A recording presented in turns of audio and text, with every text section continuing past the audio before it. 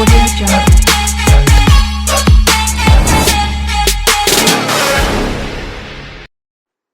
Hello everyone, model question paper 1 এবং model question paper 2 solution already তোমরা পেয়ে গেছো। আজকে আমরা মডেল কোশ্চেন পেপার 3 সলিউশন করব। তো দেখে নাও যে 1 নম্বর কোশ্চেন কি বলেছে, যে পৃষ্ঠকেন্দ্রিক একক কোষে কণার ব্যাসার্ধ আর এর সঙ্গে বাহুর দৈর্ঘ্য এ এর সম্পর্ক। তাহলে বাহুর দৈর্ঘ্য কি বলেছে? বাহুর দৈর্ঘ্য বলছে এ এবং কণার ব্যাসার্ধ বলছে আর। তাহলে আমরা এটা পৃষ্ঠকেন্দ্রিক বলেছে, তাহলে পৃষ্ঠকেন্দ্রিকের ক্ষেত্রে আমরা কি জানি? পৃষ্ঠকেন্দ্রিকের ক্ষেত্রে আমরা এ আর আর এর সম্পর্ক কি জানি? যে 4r সমান √2a, কারণ এটা পৃষ্ঠকর্ণ বরাবর যায়। তাহলে পৃষ্ঠকর্ণের দৈর্ঘ্য আমরা জানি কি √2a, √2 ইন্টু বাহু, তাহলে সেটা হচ্ছে 4r এর সঙ্গে সমান। তাহলে r সমান কি হবে? √2a বাই 4, √2a/4, যেটার মান কত হবে? মান হবে 2 √2, যেটার মান হবে এবার এটা আমাদের কি সম্পর্ক চাইছে? এটা এ। এবার আমাদের সম্পর্ক চাইছে যে কি দিয়েছে এখানে দেখো, ওই সম্পর্ক থেকে যদি আমরা বার করি, তাহলে এখানে দিয়েছে a √3r, এটা হবে না। √3 যেগুলো আছে সেগুলো কেটে দাও, তাহলে কোনটা হবে? হ্যাঁ, a সমান 2√2r, আরটা কিন্তু রুটের বাইরে থাকবে। আরটা কিন্তু রুটের বাইরে থাকবে, তাহলে অপশন বি কারেক্ট। 2 নম্বর কোশ্চেন কি বলছে, অ্যাসিড যুক্ত জলের মধ্য দিয়ে 2 ঘন্টা ধরে 2 অ্যাম্পিয়ার তড়িৎ প্রবাহ চালনা করলে যে পরিমাণ H2 উৎপন্ন হবে সেটা হবে, অ্যান্সার হবে 1.67 লিটার। ঠিক আছে, 1.67 লিটার। এবার তোমাদের আমি করে দেখিয়ে দিচ্ছি, যে অনেকে বলবে যে কি রকম আসলো স্যার, বুঝতে পারছি না। তো আমি দেখো করে দেখিয়ে দিচ্ছি। কারণ এই ধরনের কোশ্চেন অ্যান্সার দেখে কিছু হবে না, তার কারণ হচ্ছে এগুলো কোশ্চেনগুলো তোমাদের করতে হবে। তাহলে একটু কোশ্চেনটা একবার পড়ে নিই, যে কি বলছে 2 ঘন্টা ধরে। তোমরা একটু কোশ্চেনটা পড়ে নেবে, আমি করে দিচ্ছি। হ্যাঁ, কোশ্চেনটা তো এখানে দেখানো সম্ভব নয়। আচ্ছা, চলো 2 নম্বর কোশ্চেন একটু দেখে নাও।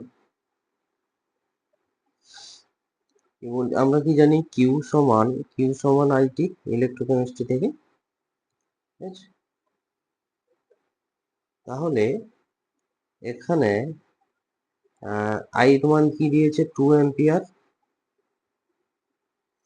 2 অ্যাম্পিয়ার ইন্টু টি কি দিয়েছে? 2 আওয়ার, তাহলে 2 ইন্টু 60 সেকেন্ড করে নেব।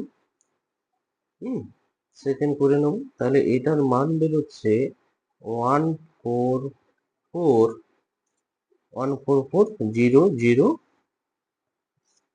সেকেন্ড, 00 সেকেন্ড নয়, কুলম। অ্যাম্পিয়ার ইন্টু সেকেন্ড সমান কুলম, যার ইউনিট কুলমে কনভার্ট হয়ে যাবে। তাহলে এবার অ্যাসিড মিডিয়ামে কি বলছে? কারেন্ট পাঠিয়েছে, তাহলে acid medium H plus electron খাবে, খেয়ে কি করবে? H2 গ্যাস তৈরি করবে, তাহলে 2H প্লাস 2 ইলেকট্রন দিলে কি করেছে? H2 গ্যাস তৈরি করেছে, তাহলে 1 মোল H2 উৎপন্ন হয়েছে। তাহলে এটা যেহেতু দুটো ইলেকট্রন খেয়েছে, তাহলে 2 ফ্যারাড, তাহলে 2 ফ্যারাড কারেন্ট পাঠালে 1 মোল H2 উৎপন্ন হয়। অর্থাৎ এখানে লিখবে যে 2 ইন্টু 96,500, তাহলে 1 ফ্যারাড সমান কত কারেন্ট? 96,500। আর কুলম, এবং যেহেতু 2 ফ্যারাড, তাহলে 2 ইন্টু 96,500 কুলম কারেন্ট পাঠালে যেহেতু 1 মোল H2 উৎপন্ন হয়, তাহলে তার আয়তন কত? 22.4 লিটার। হ্যাঁ, খুব ডিটেলসে নয়, একটু শর্টে, যেহেতু 1 নম্বরের কোশ্চেন একটু শর্টে বলে দিচ্ছি। তাহলে 1 কুলম কারেন্ট পাঠালে কত হবে? 1 কুলম কারেন্ট পাঠালে 22.4 বাই 2 ইন্টু 96,500। তাহলে যে আমাদের কারেন্টটা বেরিয়েছে, এই কারেন্টটা পাঠালে কত? 144,000 কুলম্ব পাঠালে কত হবে ইন্টু 1440 কুলম্ব, আর এখানে কুলম্ব, তাহলে লিটারটা থাকবে, কুলম্ব কুলম্ব কেটে যাবে, তাহলে এটা বেরোবে 1.67 লিটার। ওকে, আশা করি সবাই বুঝতে পেরে গেছো যে এইখানে যত ইলেকট্রন তত ফ্যারাড কারেন্ট লাগবে।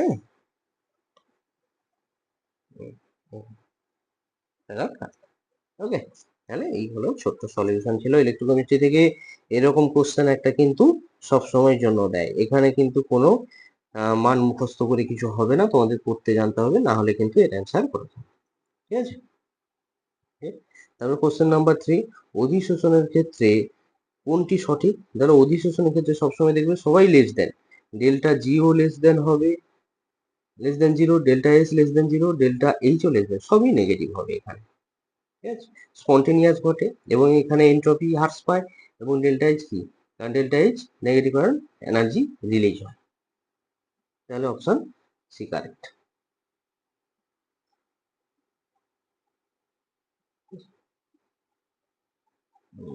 ঠিক আছে, সবই লেস দেন হবে।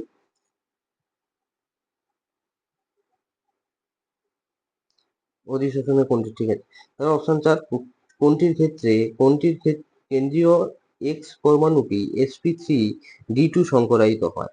sp3d2 কোনটা? এইটা xcf4, কারণ এর যদি হাইব্রিডাইজেশন বার করো কি হবে, হাফ xc কত 8 হ্যালোজেন জেনন প্লাস 4, তো 8 4 12 মানে 6 sp3d2। কোশ্চেন নাম্বার 5, প্রদত্ত কোনটি চুম্বক ভ্রামকের মান সর্বাধিক? যেটা আমরা জানি d5 চুম্বক ভ্রামকের মান সর্বাধিক, কারণ অযুগ্ম ইলেকট্রন সর্বাধিক আছে। তারপরে Cr(C2O4) হোল 3 মাইনাস যৌগে ক্রোমিয়ামের জারণ সংখ্যা এবং সর্বাঙ্ক সংখ্যা। জারণ সংখ্যা আগে এই যে C2O4 এটা হচ্ছে অক্সালির আয়ন, হ্যাঁ, তাহলে এটা কিভাবে থাকে CO মাইনাস COO মাইনাস, এটা হচ্ছে অক্সালির আয়ন। তাহলে এই অক্সালিক আয়ন বাইডেন্টেড, তাহলে বাইডেন্টেড যদি হয় এর সর্বাঙ্ক সংখ্যা 3টে আছে, তাহলে সর্বাঙ্ক সংখ্যা কত হবে 3 দিয়ে 6, তাহলে সর্বাঙ্ক সংখ্যা কোনটা দেখো, এটাই 6 আছে, এটাই 6 আছে, তাহলে এই দুটো বাদ। তারপরে কি বলছে যে এটাই দেখো ডাই নেগেটিভ, দুটো নেগেটিভ চার্জ, তাহলে 3টে আছে, তাহলে 3 দিয়ে 6, 6টা নেগেটিভ, কিন্তু ওভারঅল কত দিয়েছে আমাদের 3টে মাইনাস দিয়েছে, তাহলে ক্রোমিয়াম কত দিচ্ছে 3টে প্লাস দিচ্ছে, তার জন্য রিডিউস হয়ে যাচ্ছে, তাহলে ক্রোমিয়ামের কি +3। এইটা তারপরে কোশ্চেন নাম্বার 7, কোনটি ক্ষারীয় আদ্র বিশ্লেষণে অ্যাসিটালডিহাইড তৈরি করে? যেটা সবসময়ের জন্য এই যে একই কার্বনে যখন দুটো হ্যালোজেন থাকবে এবং সাইডের কার্বনে, তখন ভাববে সে অ্যালডিহাইড দেবে। কেন বলো তো, কেন একটু ছোট করে দেখিয়ে দিচ্ছি, একটু দেখে নাও। যে যখন CH3 CH, যখন এই সাইডের কার্বনে Cl থাকবে, তখন দুটো ওইটা কি হবে, দুটো Cl দুটো OH হয়ে যাবে। এবার OH হয়ে যাওয়ার পর এখান থেকে কি হয়, জল বেরিয়ে যায়, অর্থাৎ এখানে এসে একই কার্বনের দুটো OH স্টেবিল নয়, এখানে এসে বন্ড করবে, এ বেরিয়ে যাবে, বেরিয়ে গেলে কি হয়ে যাবে CH3 C double bond OH, acetaldehyde. Okay, তারপর কি হচ্ছে, লুকাস বিকারকের সঙ্গে সবচেয়ে দ্রুত বিক্রিয়া কি করবে? সব থেকে দ্রুত বিক্রিয়া যখন 3 ডিগ্রি অ্যালকোহল হবে, অর্থাৎ এইটা 2 মিথাইল প্রোপান 2 অল, এটা হচ্ছে 3 ডিগ্রি অ্যালকোহল। তোমরা স্ট্রাকচারটা এঁকে দেখে নেবে, এখানে আমি আর দেখাচ্ছি না। এটা হচ্ছে 3 ডিগ্রি 3 ডিগ্রি অ্যালকোহল, তাই ওটা সবচেয়ে দ্রুত সঙ্গে বিক্রিয়া।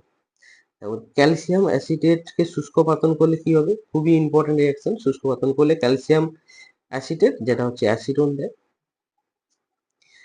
তারপরে ক্লাস কোশ্চেন নাম্বার 10, প্রদত্ত রূপান্তরের জন্য কোন বিকারকটি ব্যবহার করা যাবে না? এটা কি বলছে, NO2 থেকে কি হয়েছে, NH2 হয়েছে, তাহলে এটা হচ্ছে PDC, এই বিকারকটা কিন্তু আমরা ব্যবহার করতে পারবো না। এটা পারবো AlH4 পারবো, FeHCl পারবো, SnHCl পারবো, কিন্তু শুধুমাত্র PDC ব্যবহার করতে পারবো। তারপরে কোশ্চেন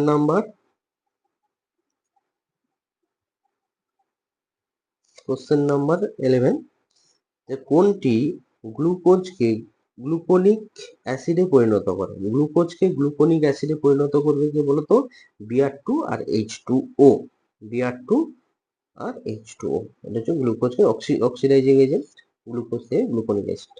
থার্মোসেটিং পলিমার হচ্ছে ব্যাকেলাইট হলো থার্মোসেটিং পলিমার। তারপরে 13 কোশ্চেন, প্রদত্ত হার্ট অ্যাটাক প্রতিরোধে করার ওষুধ কোনটা? অ্যাসপিরিন হলো হার্ট অ্যাটাক প্রতিরোধের ওষুধ। নরম পানীয় ও আম্লিক খাদ্যবস্তুতে ব্যবহৃত খাদ্য সংরক্ষণ সোডিয়াম বেঞ্জয়েট আছে খাদ্য সংরক্ষণ হিসেবে কিন্তু ব্যবহার করা হয়। ঠিক আছে, ব্যাস। এবার তাহলে 14 শর্ট কোশ্চেন হলো।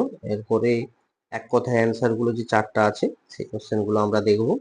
2 দাগের কোশ্চেন কি বলছে, আরে গ্যালভানীয় কোষের কোষ বিক্রিয়াটি লেখো। ঠিক আছে, তাহলে ওটা করার আগে আমরা আগে আচ্ছা হোক, দুটো কোশ্চেন আগে করে নিই। এখানে তো জায়গা নেই, তো না এখানে জায়গা আছে, করে দিচ্ছি, দাঁড়াও এখানে ক্লিয়ার করে দিচ্ছি ওটা। তোমরা তো আগে এটা করে নেবে পজ করে। হ্যাঁ,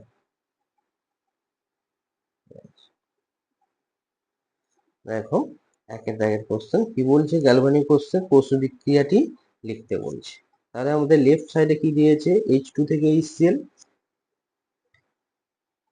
তাহলে H2 থেকে HCl এ গেছে 1 নাম্বারের মনে আমরা যতটা সম্ভব সঠিক করবো। H2 গ্যাস থেকে H প্লাসে গেছে, H প্লাস, তাহলে দুটো H প্লাস, দুটো ইলেকট্রন ছেড়েছে। আর রাইট সাইডে কি আছে, H প্লাস থেকে কি গিয়েছে Hg2। আচ্ছা, তাহলে না রাইট সাইডে Hg2 থেকে Hg আছে, Hg2 প্লাস 2 ইলেকট্রন। শুধুমাত্র রিয়াকশনটা আমি ক্যাথোড বিক্রিয়া অ্যানোড বিক্রিয়া এত কিছু লিখছি না, কারণ এত কিছু লেখা যাবে না 1 নম্বরের কোশ্চেনে, এত কিছু লেখা যাবে। তারপর এটা টেনে দেবে, টেনে দিলে কি হবে রিয়াকশনটা, H2, এই ইলেকট্রন কেটে যাবে, 2Hg প্লাস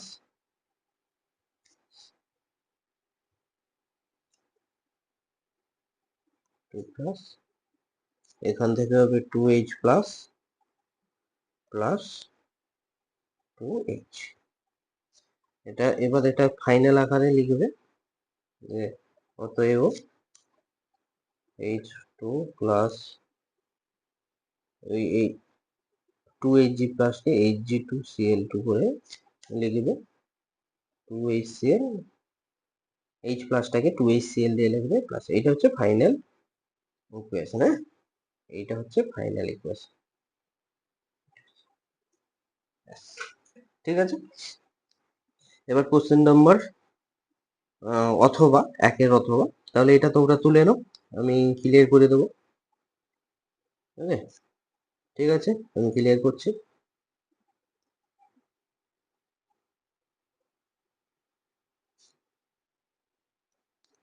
অথবা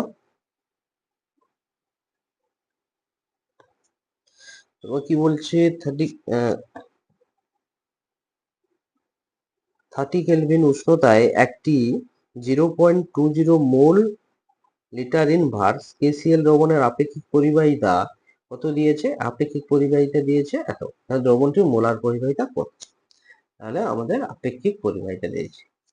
তাহলে কি কি দিয়েছে, তাহলে প্রথম দেখবো আমরা যে টেম্পারেচার তো আমাদের প্রয়োজন নেই, আমাদের কি দিয়েছে, গাঢ়ত্ব দিয়েছে। তাহলে যেহেতু 1 নাম্বার, আমরা শুধু জাস্ট মানগুলো লিখে নেব, 0.20 মোল পার লিটার। KCl দ্রবণের আপেক্ষিক পরিবাহিতা সমান কি গো, কাপ্পা 0.0267 সেন্টিমিটার ইনভার্স। তাহলে এবার মোলার পরিবাহিতা সমান কি জানি, এটা মোলার পরিবাহিতা আমরা জানি বলে লিখবে, আমরা জানি মোলার পরিবাহিতা সমান কাপ্পা ইন্টু 1000 বাই 1000, এবার বসিয়ে দেবে মানটা, কাপ্পার মানটা কত, 0.026 ইন্টু 1000। এই 1000টা কেন বলো তো? ওই লিটারটাকে ml এ অর্থাৎ সেন্টিমিটার কিউবে করার জন্য। তাহলে 0.2, তাহলে এটার মান আসবে 1307 সেন্টিমিটার স্কোয়ার মোর ইনভার্স। ঠিক আছে,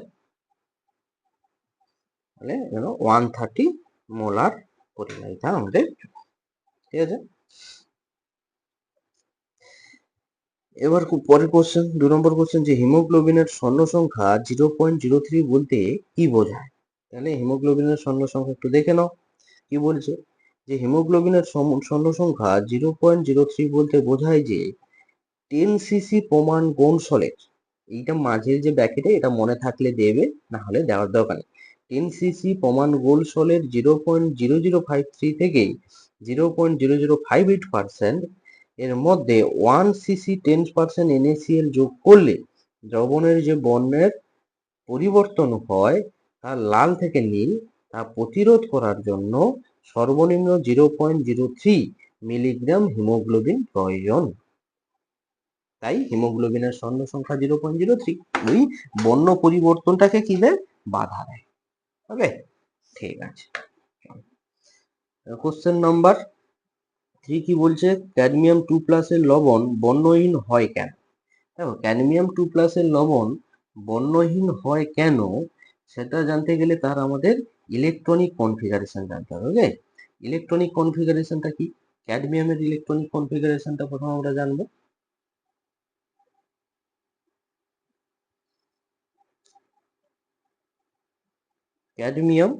ক্যাডমিয়ামের ইলেকট্রনিক কনফিগারেশন হলো 4d10 5s2। তাহলে ক্যাডমিয়াম 2+ হলে, ক্যাডমিয়াম যদি 2+ হয় তাহলে এটা কি হবে? 4d10 5s0, কারণ 5s থেকে ইলেকট্রন বেরোবে। তাহলে 4d যদি ফুলফিল থাকে তাহলে ডিডি কালারটা আমরা কেন দেখতে পাই? কালারটা দেখতে পাই, তার কারণ হলো ডিডি ট্রানজিশনের জন্য। ডিডি ট্রানজিশনের জন্য ডিডি ট্রানজিশনের জন্য যেহেতু ডিডি ট্রানজিশন এখানে হওয়া পসিবল নয়, বলে দেবে এরকম যে ডি উপকক্ষ ইলেকট্রন দ্বারা সম্পূর্ণ ভর্তি থাকায় এখানে ডিডি ইলেকট্রনের স্থানান্তরের সম্ভব নয়। তাই কি হয়? ক্যাডমিয়াম 2+ বর্ণ দেখাতে পারে না, তাই জন্য এটা বর্ণহীন হয়। ওকে, ব্যাস। তারপর কোশ্চেন নাম্বার 3, অথবা অথবা কি বলছে? ইউ এবং ওয়াইবি মৌল দুটি +2 জারণ অবস্থা প্রদর্শন করে কেন? তাহলে সেম অ্যাজ এখানেও আমাদের ইলেকট্রন বিন্যাসটা জানতে হবে, একটু দেখে নাও। তাহলে ইউ এর ইলেকট্রন বিন্যাস 4f7 6s2, আর ওয়াইবি এর ইলেকট্রন বিন্যাস 4f14 6s2। তাহলে এ কি হবে? ইজিলি ইউ 2+ এ রূপান্তর হয়ে কি করবে? 4f7 half feel electronic configuration করবে। আর ওয়াইবিও সেম, ওয়াইবিও ইজিলি দুটো ইলেকট্রন ছেড়ে 4f ফুলফিল ইলেকট্রনিক কনফিগারেশন গঠন করবে, যেটা কি হচ্ছে? Stable electronic configuration. তার জন্যই কি হয়েছে? তার জন্যই এরা +2 জারণ অবস্থা প্রদর্শন করে। ঠিক আছে, জাস্ট ইলেকট্রন বিন্যাসটা লিখে এই কথাটাই বলে দিতে হবে যে 4f অর্ধপূর্ণ এবং সম্পূর্ণ থাকায়, সম্পূর্ণ ফিল থাকায় এরা কি হচ্ছে? +2 জারণ অবস্থায় চলে যাবে। ব্যাস, আর কিছুই নয়। হ্যাঁ, এবার কোশ্চেন নাম্বার কি 4 কি বলেছে? সাইকোথেরাপিউটিক ড্রাগের একটি উদাহরণ। সাইকোথেরাপিউটিক ড্রাগের একটি উদাহরণ লিখে দিচ্ছি, দেখে নাও স্টার দিয়ে। কোশ্চেন নাম্বার 4, এটা হচ্ছে এনজিওলাইটিক্স। ঠিক আছে, বানানটা একটু ভালো করে দেখে নেবে। এনজিও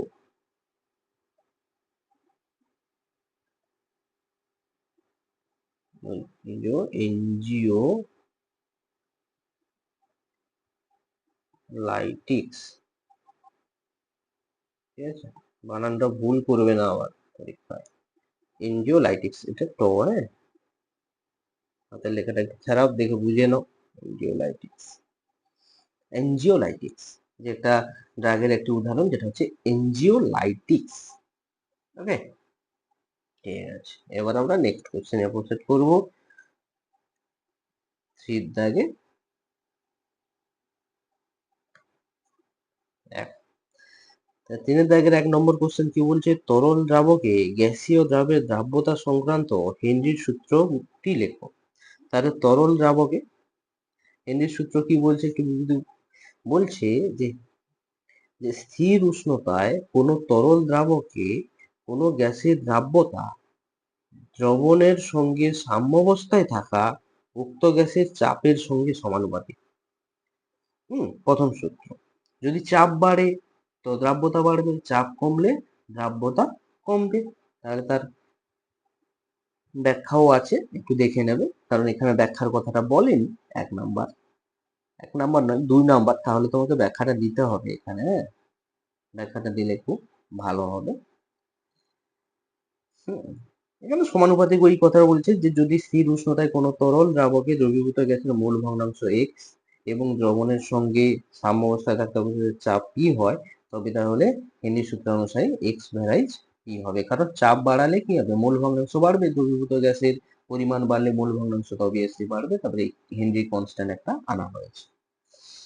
তারপর অথবা কোশ্চেন কি বলছে, যে জৈব দ্রাবকে ডাইমার রূপে গঠনকারী যৌগের ক্ষেত্রে ভ্যান হফ ধ্রুবকের মান কত। হ্যাঁ, তাহলে ভ্যান হফ ধ্রুবকের মান এইখানেই বলে দিচ্ছি যে ভ্যান হফ ধ্রুবকের মান কত হয়।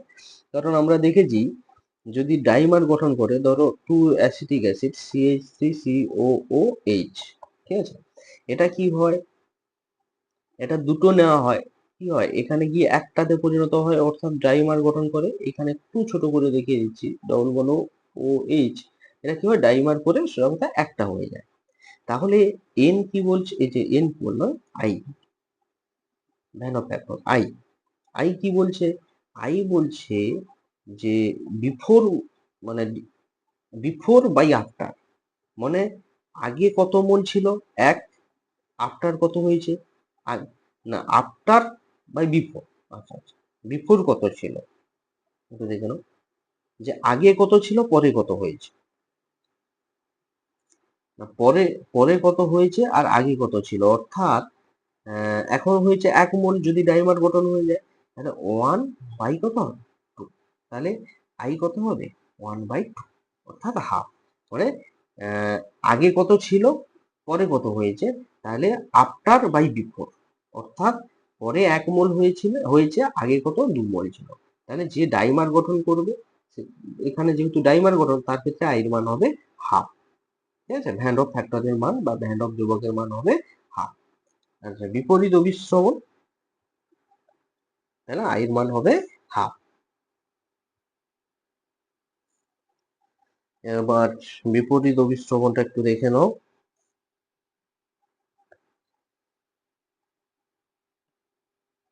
কি বলছে, দ্রবণের উপর চাপ প্রয়োগের মাধ্যমে অভিশ্রবণ চাপজনিত প্রবাহে বিপরীত অভিমুখে দ্রাবকের প্রবাহকে বিপরীত অভিশ্রবণ বলে।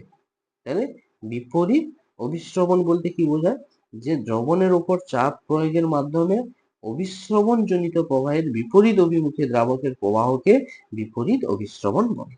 হ্যাঁ, এবার এর ব্যবহারটা জাস্ট এমনি পড়ে দেখে নেবে, ব্যবহারটা এখানে চাইনি। এবার কি আছে, সূর্যহারির রুল, সূর্যহারির রুলটা একটু দেখে নাও। কি বলছে, যে কলয়েড কণার আধানের বিপরীত আধান বিশিষ্ট আয়ন কলয়েডের তঞ্চনের জন্য দায়ী।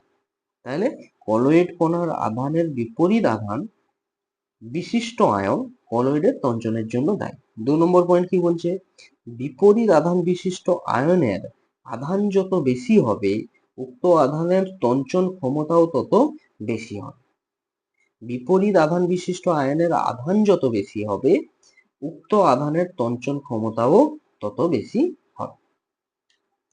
নোট যেরকম একটা এক্সাম্পল দিয়েছে, নেগেটিভ সল AS2S3 এর তঞ্চনের জন্য ক্যাটায়নগুলির তঞ্চন ক্ষমতার কম দেখো, Al3+ এর সব থেকে বেশি, তারপরে Mg2+, তারপরে Na+।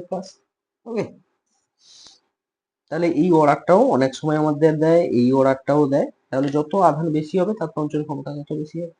এবার কি আছে, মিশেল কি, যে পৃষ্ঠতল সক্রিয় পদার্থগুলি, সাবান, ডিটারজেন্ট আয়নগুলি একটি নির্দিষ্ট গাঢ়ত্বের দ্রবণে জোটবদ্ধ হয়ে কলয়েড কণার আকার প্রাপ্ত এই জোটবদ্ধ আয়নগুলি সমবায়কে কি বলা হয়, মিশেল বলা হয়। তাহলে মিশেল, পৃষ্ঠতল সক্রিয় পদার্থগুলি, সাবান বা ডিটারজেন্ট বা আয়নগুলি একটি নির্দিষ্ট গাঢ়ত্বের দ্রবণে জোটবদ্ধ হয়ে কলয়েড কণার আকার প্রাপ্ত হয়, এই জোটবদ্ধ আয়নগুলিকে কি বলা হয়, মিশেল বলা হয়। ওকে, ঠিক আছে, নেক্সট আমরা প্রসিড করব, যেটা বহু অনুসম্বন্ধিত কলয়েড এবং বৃহদাণবিক কলয়েডের মধ্যে আমাদের একটা পার্থক্য জিজ্ঞেস করছে, দুটো পার্থক্য। তাহলে আমি তোমাদের এইভাবে লিখে দিয়ে, এইভাবে যেটা উম, দিয়েছি, যে এটা তোমাদের পার্থক্য আকারে লিখে নিতে হবে, এইভাবে লিখলে হবে না। যে কিভাবে লিখতে হবে আমি বলে দিচ্ছি। যে প্রথম তাদের ডেফিনেশনটা দেবে, শুধু বলবে, কলাম আকারে লিখবে, বলবে যে সমস্ত কলয়েড বিস্তৃত দশা বহু সংখ্যক পরমাণু ক্ষুদ্র ক্ষুদ্র অণুর একত্রিত ফলে সৃষ্টি হয়, একত্রিত ভবনের ফলে সৃষ্টি হয়, তাদের বহু আণবিক কলয়েড বলে। বাস, এটা লিখলে। আরেকটি, আর বৃহৎ আণবিক কলয়েডে লিখবে কোনো পরমাণুর ক্ষেত্রে বিস্তৃত দশার প্রতিটি কণার একটি করে বৃহৎ, আর এখানে কিন্তু বহু সংখ্যক, জিনিসটা যেন মাথায় থাকে।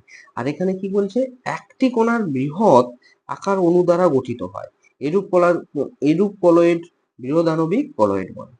ওকে, আর দ্বিতীয় পয়েন্ট লিখবি, এটি হলো এক ধরনের বহু অনুসম্বন্ধিত যে কলয়েড, এটি হলো এক ধরনের দ্রাবক বিকর্ষী, আর বৃহদাণবিক এটা হলো দ্রাবক আকর্ষী। ব্যাস। আর এর উদাহরণ যেমন সালফার সল অ্যাসিড, আর বৃহদাণবিক যেমন উদাহরণ প্রোটিন, জিলেটিন। ব্যাস, শুধু এই তিনটে পয়েন্ট লিখে দিবে, উদাহরণটা ওর নিচেই লিখবে, দ্রাবক আকর্ষী, দ্রাবক বিকর্ষী, আর উদাহরণ একটা করে দিয়ে দিবে। ব্যাস, 2 এর 2 একদম দিয়ে দেবে, কোনো চাপ নেই। তারপরের কোশ্চেন, সিদ্ধাগের কোশ্চেনে আমরা আসবো। সিদ্ধাগের কোশ্চেন কি বলেছে, যে NaCl3 আদ্র বিশ্লেষিত হয় কিন্তু Na3 হয় না কেন? এটা আগের মডেল পেপারে ছিল, অলরেডি তোমরা জেনেছো, তবুও আমি এখানে দিয়ে দিয়েছি। যারা মডেল কোশ্চেন পেপার 1-2 দেখোনি, হয়তো এটা দেখছো, তাদের ক্ষেত্রেও হবে, আবার তোমাদেরও একটা কি হবে, রিকল হয়ে যাবে, সবার জন্যই সুবিধা হবে। তো দেখে নাও কি বলেছে, যে NCl3 আদ্র বিশ্লেষিত হয় কিন্তু Na3 হয় না, কারণ কি, Cl এর ভ্যাকেন্ট ডি আছে।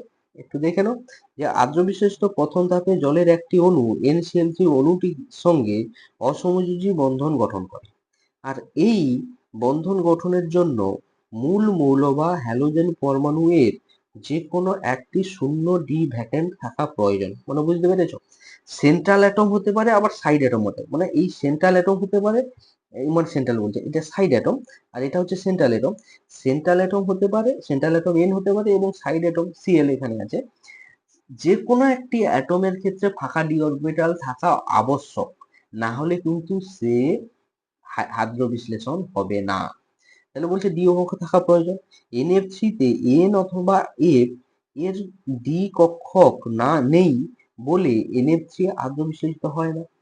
কিন্তু NCl3 এর ক্ষেত্রে N এর ডি কক্ষক না থাকলেও Cl এর শূন্য ডি কক্ষক আছে, এবং Cl এর এই ডি কক্ষকের সাহায্যে NCl3 অণু জলের সঙ্গে অসমযোজী বন্ধন গঠনের মাধ্যমে আদ্র বিশ্লেষিত হয়, এবং আদ্র বিশ্লেষিত রিয়াকশনটা পুরো ক্লিয়ার করে দেওয়া আছে, এটা কিন্তু তোমরা দেখে নেবে। ঠিক আছে, আমি ওটা এক্সপ্লানেশন এখানে যাচ্ছি না, যে কিভাবে হচ্ছে সেখানে রিয়াকশন করে দেখানো, কারণ এমনিতেই ভিডিও লেন্দি হয়ে যায়, তারপরে আরো এক্সপ্লানেশন করতে গেলে আরো বেশি লেন্দি হয়ে যাবে। তোমাদের অ্যাপ্রুভেড অ্যান্সার দরকার, তো আমি অ্যাপ্রুভড, এখানে আমি কিছু খুব বেশি ক্রিয়েট করব না, কারণ আমি ক্রিয়েট করতে গেলে, বুঝিয়ে দিয়ে বেরিয়ে গেলে তাহলে কি হবে, অনেকেই অ্যান্সার লিখতে পারবে, অনেকে অ্যান্সার লিখতে পারবে না। সুতরাং যা আছে, যেরকম অথেন্টিক ওয়েতে সঠিক অ্যান্সার, ব্যাস লিখে নাও, আর এটাই তোমাদের পরীক্ষা হলে ছাপিয়ে দিতে হবে, আর নাম্বার নিয়ে চলে আসতে হবে। ব্যাস, এটাই আমি চাই। ঠিক আছে, এবার আমাদের অথবা কোশ্চেন কি আছে? অথবা কোশ্চেন হলো সালফার ডাই অক্সাইডের জলীয় দ্রবণে ক্লোরিন গ্যাস চালনা করলে কি ঘটে সমীকরণ সমীকরণ সহ লেখা। হ্যাঁ, এই কোশ্চেনটা একটু দেখে নাও তো, একটু ভালো কোশ্চেন। এইরকম কোশ্চেন পড়লে জানা না থাকলে কিন্তু খুবই সমস্যায় পড়তে হয়। হ্যাঁ, এবার দেখে নাও কি বলছে, যে সালফার ডাইঅক্সাইডের জলীয় দ্রবণে ক্লোরিন গ্যাস চালনা করা হয়েছে। তাহলে কি ক্লোরিন জলে সালফার ডাইঅক্সাইড গ্যাস অথবা সালফার ডাইঅক্সাইড ক্লোরিন, মানে যে কোশ্চেনটা দিয়েছে সবই একই ব্যাপার, কোনো অসুবিধা নেই। এখানে বলা হয়েছে ক্লোরিন জলে SO2 গ্যাস চালনা করা হলে কি হবে, আর এখানে বলেছে যে সালফার ডাইঅক্সাইডের জলীয় দ্রবণে ক্লোরিন গ্যাস চালনা করা হবে। দুটোই একই ব্যাপার, কোনো এটা নিয়ে কোনো ভাবার দরকার নেই যে স্যার অন্য কিছু পড়াচ্ছে না, সেম সেম কোশ্চেন। যে Cl2 জলে কি হয়, SO2 গ্যাসের চালনা করলে H2SO4 অর্থাৎ সালফুরিক অ্যাসিড ও হাইড্রোক্লোরিক অ্যাসিড উৎপন্ন হয়। কি হয়? সালফুরিক অ্যাসিড এবং হাইড্রোক্লোরিক অ্যাসিড উৎপন্ন হয়, যেটা সমীকরণ আকারে দেওয়া আছে। ঠিক আছে, সালফুরিক অ্যাসিড এবং হাইড্রোক্লোরিক অ্যাসিড উৎপন্ন হয়। প্রথম SO2Cl2 উৎপন্ন হবে, সেই SO2Cl2 আবার জলের সঙ্গে বিক্রিয়া করে ফার্স্ট কিন্তু সালফার ডাইঅক্সাইড আর ক্লোরিন গ্যাস SO2Cl2 উৎপন্ন হবে, সেই SO2Cl2 আবার জলের সঙ্গে বিক্রিয়া করে H2SO4 আর HCl উৎপন্ন হবে। ঠিক আছে, আরেকটা আমাদের কোশ্চেন আছে যে CONH3 হোল 6 CONH3 হোল 6 এবং NiCl4 2- এটা বলছে এটা হচ্ছে ডায়াম্যাগনেটিক, CONH3 হোল 6 3+ ডায়াম্যাগনেটিক, কিন্তু NiCl4 2- প্যারাম্যাগনেটিক। কেন? ঠিক আছে, নিচে আমি এক্সপ্লানেশন করে দিচ্ছি, একটু দেখে নাও।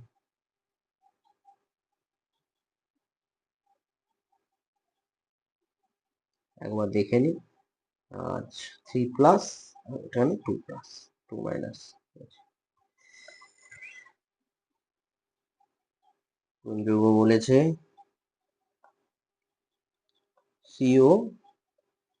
CONH3 হোল 6 3+ আর NiCl4 2-, এটা। আচ্ছা, এটা বলেছে ডায়া আর এটা বলেছে প্যারা। ঠিক আছে, এসব কোশ্চেনে বেশি লিখতে হয় না, একটু বলে দিলেই হয়ে যায়। এটা কি? এটার জিওমেট্রি হচ্ছে অক্টাহেড্রাল, অক্টাহেড্রাল, আর এটা হচ্ছে টেট্রাহেড্রাল। এটা হচ্ছে CFT দিয়ে ব্যাখ্যা হবে, আর এটা হচ্ছে VBT দিয়ে ব্যাখ্যা হবে। এটা CFT দিয়ে, যেহেতু অক্টাহেড্রাল তাহলে ডি অরবিটাল কি হবে? ভেঙে যাবে। এ হচ্ছে এখানে কোবাল্টের অক্সিডেশন স্টেট আমাদের বার করতে হবে। এখানে কোবাল্ট কি আছে? 3+ আকারে আছে, তাহলে তার electronic configuration 3d6 3d6 4s0। তাহলে 3d6, এখানে ডি অরবিটাল অক্টাহেড্রালে কি রকম স্পিড হয়? এটা এটা কি T2g, আর এটা EG। যেহেতু কোবাল্ট 3+, তাহলে এ কি করবে? এ স্ট্রং ফিল্ড লিগ্যান্ড তৈরি করবে, strong field ligand, strong field ligand নয়, NH3 স্ট্রং ফিল্ড লিগ্যান্ড। তারপরে কি হবে? এ হচ্ছে লো স্পিন কমপ্লেক্স করবে। কোবাল্ট 3+ সচরাচর কি করে দেয়? লো স্পিন কমপ্লেক্স করে দেয়, কারণ সেখানে উইক ফিল্ড লিগ্যান্ড হলেও, এখানে যদি NH3 না থেকে H2O থাকলেও এ কি হতো? লো স্পিন কমপ্লেক্স করে দিত, কারণ কোবাল্ট 3+ সে উইক ফিল্ড লিগ্যান্ড থাকলেও তাকে লো স্পিন কমপ্লেক্স করে দেয়। তাহলে এখানে কি নো আনপেয়ার ইলেকট্রন, তাই ডায়াম্যাগনেটিক। হ্যাঁ, ম্যাগনেটিক, এইটা লিখে দিলেই অ্যান্সার দিয়ে দেবে, মানে নাম্বার দিয়ে দেবে, আর কিছু লিখতে হবে না। আর টেট্রাহেড্রাল, এখানে নিকেলের অক্সিডেশন স্টেট 2+, নিকেলের অক্সিডেশন স্টেট 2+, তাহলে 3d8 4s0। তাহলে এখানে কি হবে?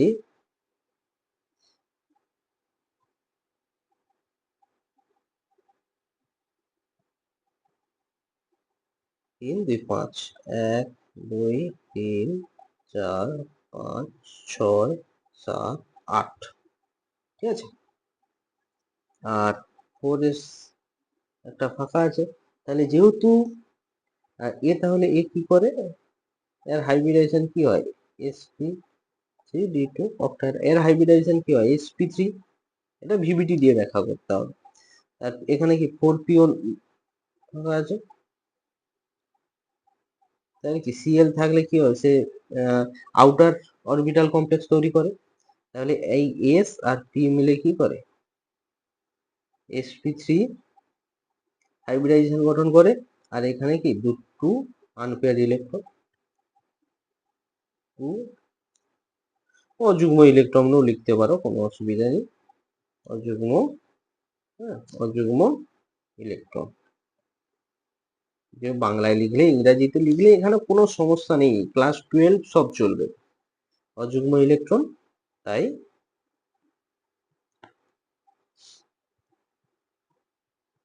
প্যারাম্যাগনেটিক, ঠিক আছে। বাংলা বানান ভুল হলে মার্জনা করবে সবাই, ঠিক আছে। ওকে, তাহলে এটা হলো কমপ্লিট, তাহলে এটা কিন্তু আমাদের ভিবিটি দিয়ে ব্যাখ্যা করতে হবে, আর ভিবিটি দিয়ে ব্যাখ্যা করতে হবে, আর সিও NH3 হোল 6 প্লাস এটা আমাদের সিএফটি দিয়ে ব্যাখ্যা করতে হবে, ঠিক আছে। এটাই হচ্ছে, এইটা দেখিয়ে দিলে তোমাদের 2 থাকলে 2 দেবে, 1 থাকলে 1 দেবে, 1 নাম্বার কাটতে পারবে, ঠিক আছে। এরপরের কোশ্চেনে আমরা যাব,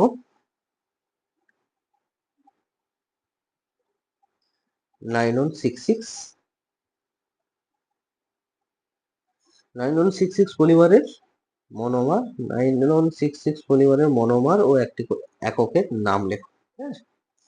তাহলে 9166 মনোমার গুলি হলো কি, হেক্সামিথিলিন ডাইঅ্যামিন ও অ্যাডিপিক অ্যাসিড, যেটা অ্যাডিপিক অ্যাসিডের সংকেত, আর এটা হচ্ছে হেক্সামিথিলিন ডাইঅ্যামিন।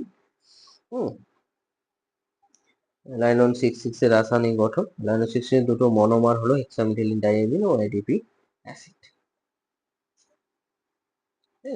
এবার বলছে প্যান পলিমার এর মনোমারের নাম এবং গঠন সংকেত, ঠিক আছে। এর মনোমারের নামটা লিখছি, দেখে নাও। প্যানের ফুল ফর্ম কি, প্যানের ফুল ফর্ম হচ্ছে অ্যাক্রাইলো নাইট্রাইল, হ্যাঁ, অ্যাক্রাইলো, অ্যাক্রাইলো, এটা ইংরেজিতেই লিখবে সবাই, অ্যাক্রাইলো নাইট্রাইল,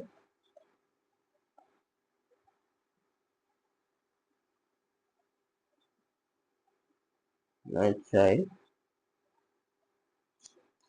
এটার সংকেত হচ্ছে এরকম, CH2 double bond CH, single bond C, triple bond N, whole N, ঠিক আছে। আর এর যদি তোমরা কি বলছে ইউনিট, আর এর ইউনিটটা এভাবে থাকে, যেটা হচ্ছে CH2 CH, আর এটা হচ্ছে CN এ হোল N, ঠিক আছে, এইভাবে, ব্যাস আর কিচ্ছু নয়।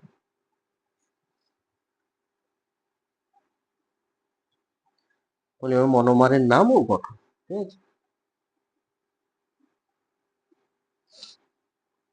নেক্সট কোশ্চেনের দিকে আমরা যাব, কোশ্চেন নাম্বার 4। কোশ্চেন নাম্বার 4 কি বলছে, এফ কেন্দ্র কাকে বলে,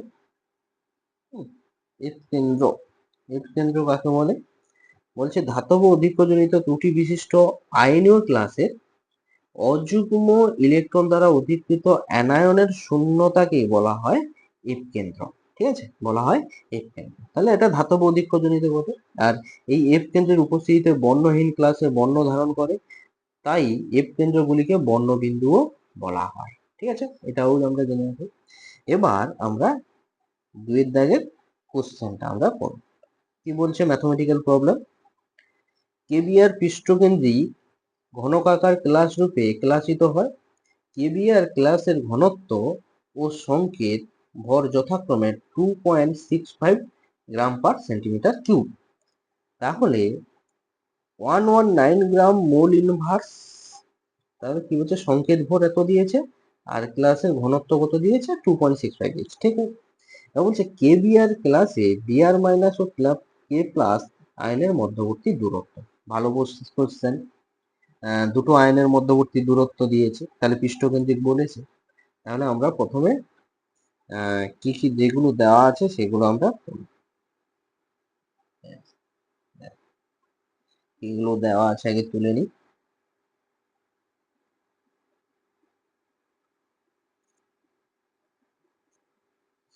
দেখে নাও, গিভেন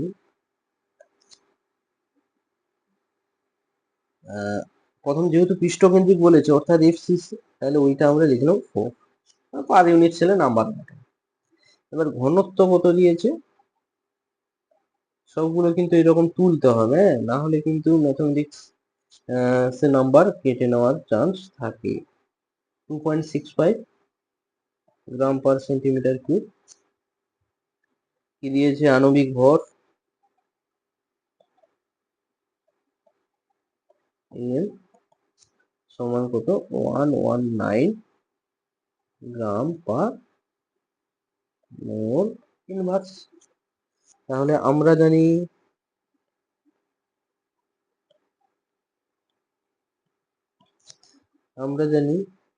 রো সমান জেড এম এন। এবার মানগুলো বসাবো।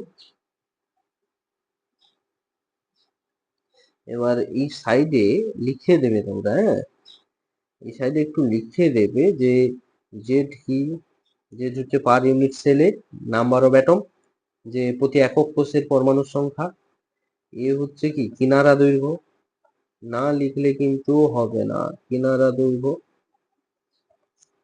হ্যাঁ, আর আমি তো মডেল পেপার করছি মানে সবগুলোই লিখবো না, যেহেতু অলরেডি দুটো মডেল পেপার করে নিয়েছি, মনে তোমরা জানো যে কোনটা কি নাম। হ্যাঁ, আমি সব এনে অ্যাভোগাড্রো নাম্বার, হ্যাঁ এগুলো সব লিখতে হবে, আমি যেটা লিখতে হবে সেটা বলে দিই।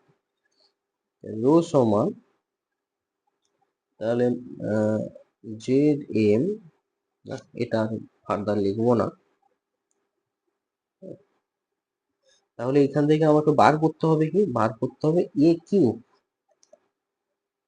তাহলে এটাকে সাজিয়ে লিখে নেবো Z M rho into N. তাহলে এবার মানগুলো বসিয়ে দিই, 4 into 119 2.65 into 6.022 into 10 to the power 23। ঠিক আছে, এবার এখানে যদি কেউ ইউনিট লিখতে চাও ইউনিট লিখে লিখেও করতে চাও, এটা সেন্টিমিটারে আসবে অবশ্যই। কি তাহলে এটার মানটা ক্যালকুলেশন করলে এর মানটা আসবে, আমি ডাইরেক্ট এর মান করে দিলাম, হ্যাঁ তোমরা ক্যালকুলেটারে একবার দেখে নেবে।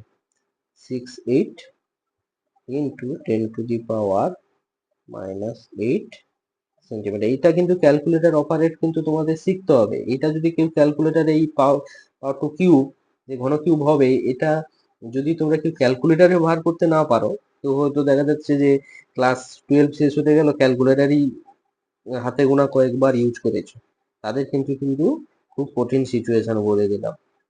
কারণ সবকিছুটা পরীক্ষা হলে ম্যানেজ করা যাবে না। তাহলে এ সমান কি 6.68 অ্যামস্ট্রং। তাহলে এর মান আমরা 6.68 অ্যামস্ট্রং পেয়ে গেছি। এবার আমাদের বার করতে বলছে যে কে প্লাস এবং বিআর মাইনাস এর মধ্যবর্তী দূরত্ব। তাহলে আমরা যেহেতু এফসিসি তাহলে আমরা যদি এফসিসির ক্ষেত্রে ইউনিট সেলটা আঁকি, তাহলে কি হবে, এরকম এরকম। তাহলে এ কি পৃষ্ঠ কেন্দ্রিক, মানে এই পৃষ্ঠ দিয়ে যাবে, তাহলে চারটা আইটেম এরকম লেগে আছে। তাহলে এখানে কি আছে, যে এখানে যদি সাপোজ এখানে যদি কর্নারে যদি এখানে বিআর মাইনাস থাকে, তাহলে এখানে কি আছে কে প্লাস, তাহলে এখানে আছে বিআর মাইনাস, তাই না? তাহলে এখানে এই অপোজিট আয়নগুলো তো পরপর লেগে আছে। তাহলে দুটো যদি বিআর মাইনাস আর কে প্লাস এর মধ্যবর্তী দূরত্ব হয়, তাহলে এই দূরত্বটা অর্থাৎ 4r দূরত্ব। তাহলে এই 4r তাহলে আমরা 4r দূরত্ব বলছি, 2r, টোটালটা তো 4r। টোটাল টোটাল এইটা টোটাল এইটা থেকে এইটাতে 4R, হ্যাঁ, টোটাল এইটা থেকে এইটা 4R, আর আর আর এইটা থেকে এইটা 2R, আর এটা 2R। তাহলে আমরা যে সম্পর্কটা জানি সেই সম্পর্কটা হলো 4R সমান √2 x।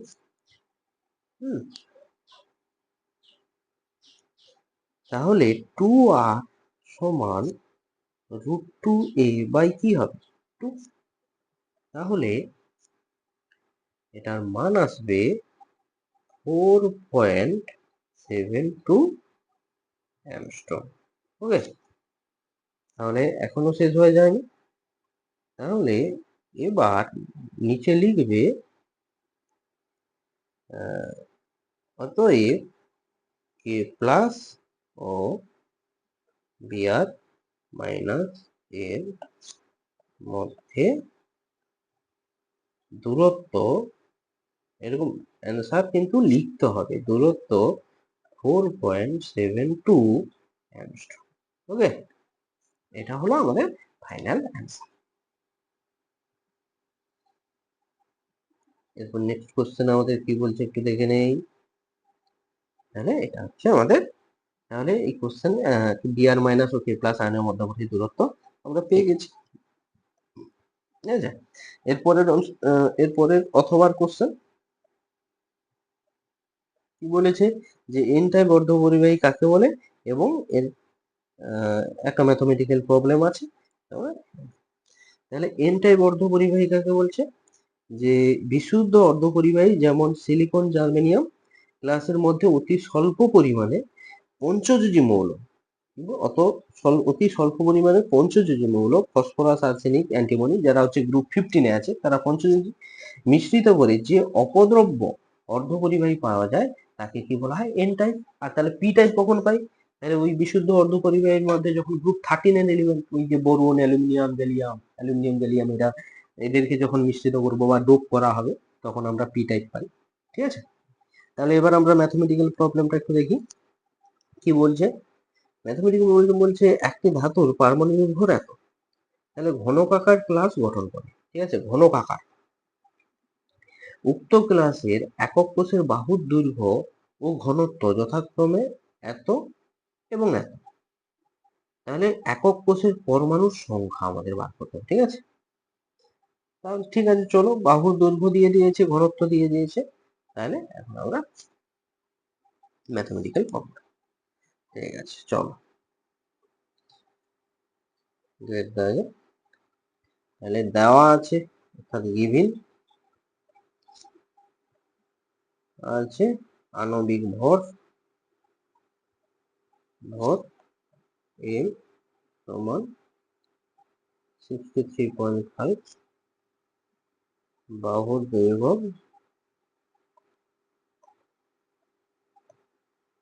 দৈর্ঘ্য এ সমান কত দেওয়া আছে 0.362 ন্যানোমিটার। অর্থাৎ এটা আমরা মিটারে করে নেব, তাহলে কি 0.362 ইন্টু 10⁻⁻9 মিটার। ঘনত্ব কত দেওয়া আছে, ঘনত্ব ব্র্যাকেটে রো বলে লিখে দাও, রো সমান 8.92 ইন্টু 10⁻³ কেজি মিটার মাইনাস 3। এবার আমরা জানি উই নো দ্যাট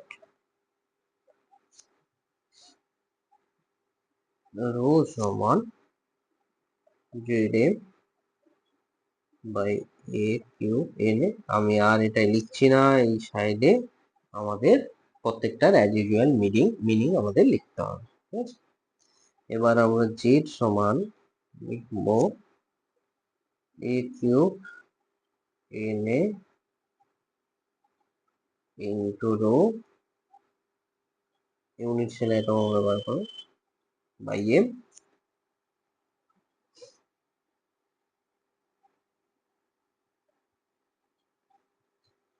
এবার মানগুলো আমরা বসাবো 0.362 ইন্টু 10⁻,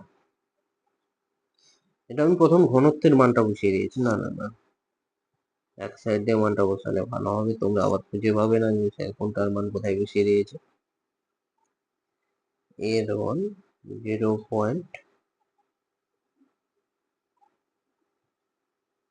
ঠিকই তো বসিয়েছিলাম, 362 ইন্টু 10⁻⁻9, ঠিকই বসিয়েছিলাম।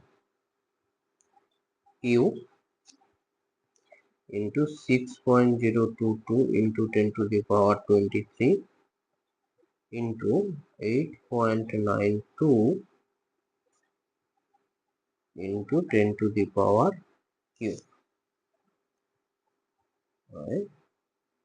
63.5 into 10⁻³ কেজি, এটা কত পারবো।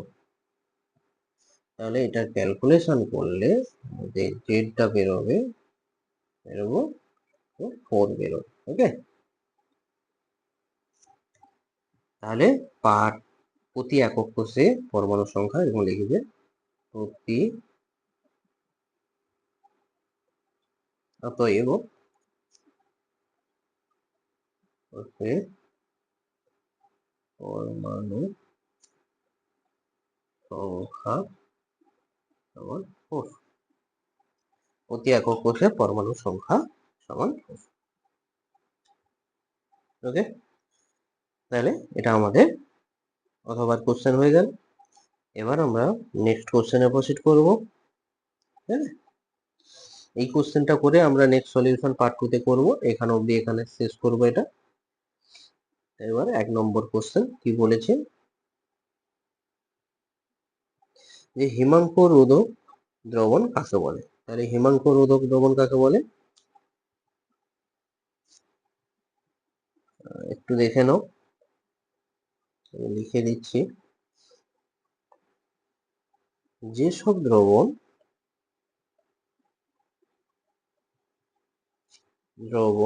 এর হিমাঙ্ক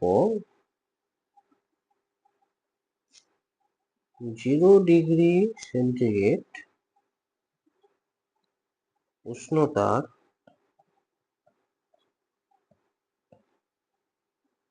অনেক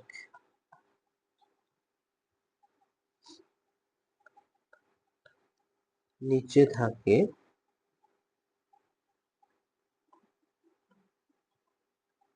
তাদের হিমাঙ্ক রোধক দ্রবণ বলে। তাকে হিমাঙ্ক রোধক দ্রবণ বলে, মানে 0°C উষ্ণতার অনেক নিচে থাকে আর কি হিমাঙ্কটা। ওকে, এবার কোশ্চেনটা যেটা দিয়েছে আমরা করব। চেঞ্জ করে নিচ্ছি। 2 নম্বর কোশ্চেন কি বলছে, 0.684 গ্রাম সুগারকে মোলার ভর সমান 342 100 গ্রাম জলে দ্রবীভূত করে একটি দ্রবণ তৈরি করার ফলে জলের হিমাঙ্ক অবনমন হয় 0.037 ডিগ্রি। তাহলে জলের মোলাল হিমাঙ্ক অবনমন ধ্রুবকের মান কত। ওকে, তাহলে আমাদের যে কি বলছে, যে জলের হিমাঙ্কের অবনমন হয় অর্থাৎ ডেল্টা টি এফ, হিমাঙ্কের অবনমন ঘটে ডেল্টা টি এফ ওটাই। তাহলে এবার আমরা যে মানগুলো দেওয়া আছে সেগুলো আমরা এখন তুলি। তাহলে যেহেতু এটা জলের বলেছে, তাহলে গিভেন, আচ্ছা এই গিভেন কি দেওয়া আছে সেগুলো লিখি। তাহলে সুগারকে অর্থাৎ দ্রাবের ভর, এখানে সুগারটা কি দ্রাবক, দ্রাবের ভর অর্থাৎ W2 আমরা যাকে বলবো 0.684 গ্রাম তবে দ্রাবের আণবিক ভর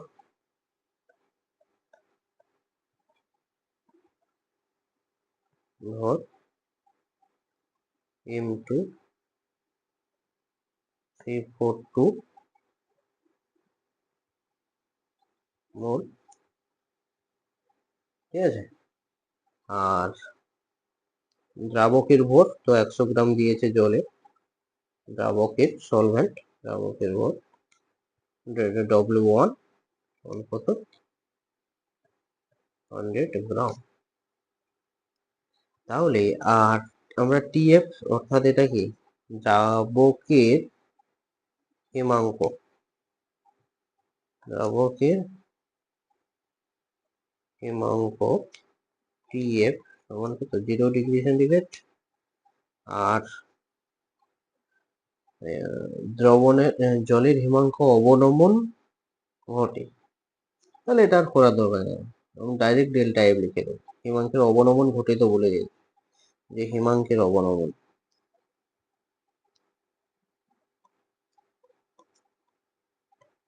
অবনমন ডেলটি এফ সমান কত 0.037 degree centigrade.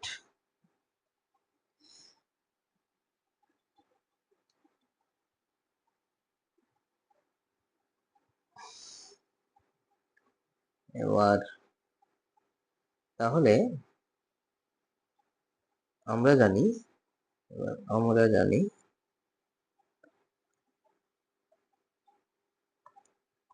Delta T F কে তো W2 into 1000 by W1 into তাহলে আমাদের এখানে কি কে এফ বার করতে বলছে, হিমাঙ্ক অবনমন ধ্রুবক।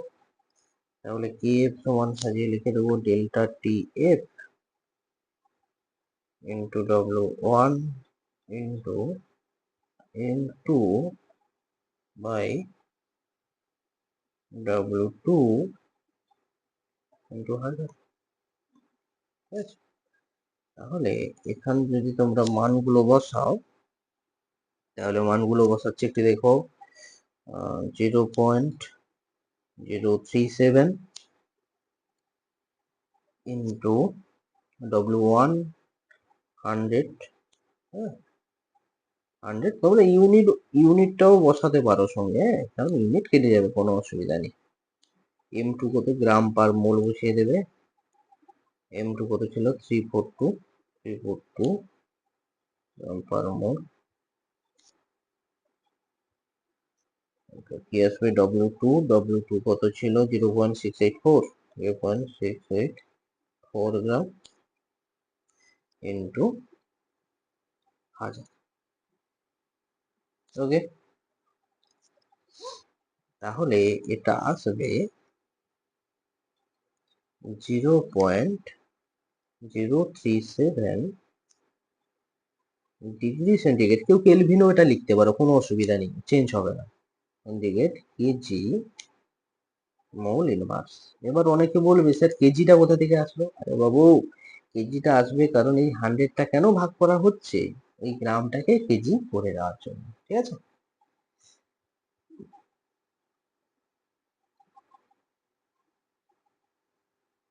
জিরো পয়েন্ট থ্রি সেভেন কি আসবে মানটা?